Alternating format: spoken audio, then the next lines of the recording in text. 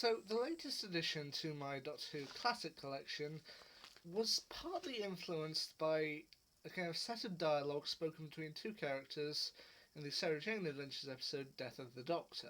In that particular episode, char- the characters played by Katie Manning and the late Elizabeth Sladen have a small set of dialogue when talking kind of about their past travels with the Doctor.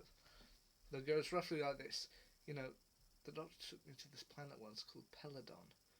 The smell of the patio, well, it reminds me of the Royal Palace. I went to Peladon. You never did. With the great beast, Agador? Same planet! So, this ultimately got me curious enough that I purchased the Peladon Tales. Now, I'll be reviewing the monster of Peladon once over the next few days, so keep an eye out for that. But the next one to ultimately watch on my Doctor Who Classic Marathon is The Curse of Peladon. Now, this was the second serial of the ninth season that debuted in 4 parts between the 29th of January to the 19th of February 1972. In it, the third Doctor, played once again by John Pertwee, takes his companion Jo Grant, played by Katie Manning, on a trip in what he claims is the TARDIS that he's recently repaired, although it quickly proves to be the opposite. They arrive on a cliff face, and they manage to make it outside the TARDIS before the TARDIS suddenly falls off the cliff into the ravine below. With the Doctor stating the TARDIS is indestructible, they say that they have to find someone to help them get the TARDIS back at the cliff face so they can leave when this is all done. So they head up the cliff face and eventually find a set of caves that hopefully will get them up to somewhere, to which they end up inside the castle. Now, this turns out is the planet of Peladon, and Peladon is in talks to join the Galactic Federation, a collection of planets that all come together for politics and, politics, war strategy, diffusing situations, peace talks, the like. And they've ultimately had some representatives come in from the various planets in order to work out whether Peladon should be allowed to join the Galactic Federation. You got a representative from Alpha Centauri, a representative from Arcturus, and 2 ice warriors from Mars who can talk it over, and the Doctor and Jo are confused for being the representatives from Earth, with the Doctor introducing Jo as Princess Josephine of TARDIS, in order to avoid raising suspicion. Now, the King Peladon, played by Patrick Troughton's son David Troughton, he's getting anxious about the situation. He wants to do right, he wants to ultimately figure out how to do this, and he ultimately does want to join the Galactic Federation. However, his High Priest, Hepesh, played by Jeffrey Toone, he's not so keen, and tries repeatedly to state to King Peladon that Peladon should remain with the old ways, although this might just be his way of maintaining control.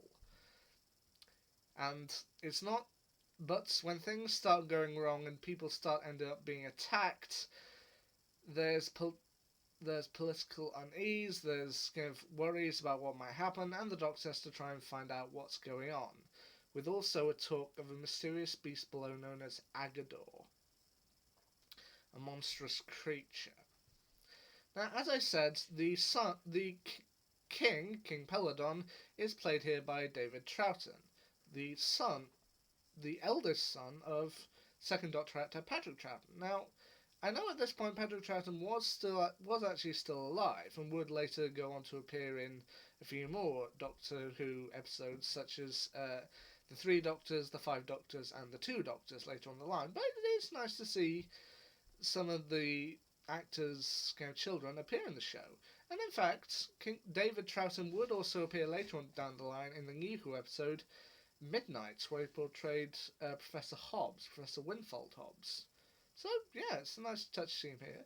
This episode would also get a sequel later down the line with The Monster of Peladon, which I will get around to reviewing at some point. It also, I believe, got another sequel in book form later down the line with The Bride of Peladon, which focuses around the 6th Doctor. I'm not sure about that, I haven't read it, but it's one to look into. And I guess technically, New Who did also provide a prequel to this episode in 2017 with Empress of Mars.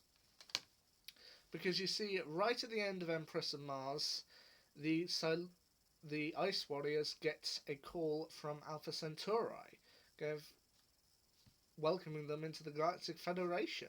So yeah, I also do like that the Ice Warriors are not the main villain of this story. I mean, yes, they're there, and because of their previous episodes and future episodes, actually, you feel that you can't entirely trust them. But then they're actually not the bad guys here. They're just even Joe. When Joe says to them, "Well, I know you're usually evil," it's like, not anymore.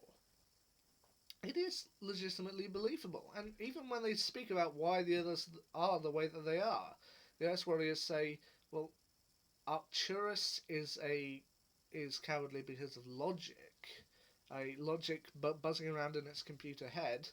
That's why it ultimately does take the route of cowardice that it comes across as. And Alpha Centauri is pretty much a coward out of self-preservation. All of these guys, they're scared, but they're understandably scared, and it does work out pretty well. So I don't necessarily think this is the best Third Doctor episode or Third Doctor story, but I do think it's one that I'm glad I saw. I got into it because of a throwaway piece of dialogue in one of the spin-offs, and you know what? I love it. The Curse of Peladon, I think, is a rather nice touch and a nice piece of Doctor Who fandom. And now, before I switch off about this, speaking of the Sarah Jane adventures, I'd advise you to go, if you haven't already, go and check out, with everything going on and with quarantine the way it is, Russell T Davies seemingly released a follow-up to the Sarah Jane adventures titled Farewell, Sarah Jane. It's not an episode as such, but it's a kind of short story, and it's narrated in the video by Jacob Dudman, and it kind of tells the story of Sarah Jane's funeral. He kind of narrates the tale of the funeral, and it's legitimately sad. And they also get a selection of Sarah Jane Adventures and Doctor Who actors to voice in kind of short parts, short sections of dialogue. So yeah, while you've got Jacob Dudman reading through the story, you've also got pieces of dialogue from Katie Manning, from Mina Anwar, Sophie Aldred, Daniel Anthony, Tommy Knight, and Anjali Mohindra. So I'll leave a link to it down below if you need some help finding it, but I advise you, I don't necessarily suggest watching the video, but I suggest load it up, click onto another tab, and then just listen to it. Because if you're watching it through, you won't necessarily lose anything if you watch it through, but just listen. Have a listen to it.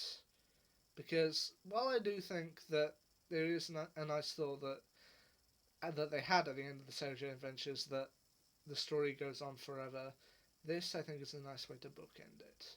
We may not have gotten it in 2011, but we got it here in 2020.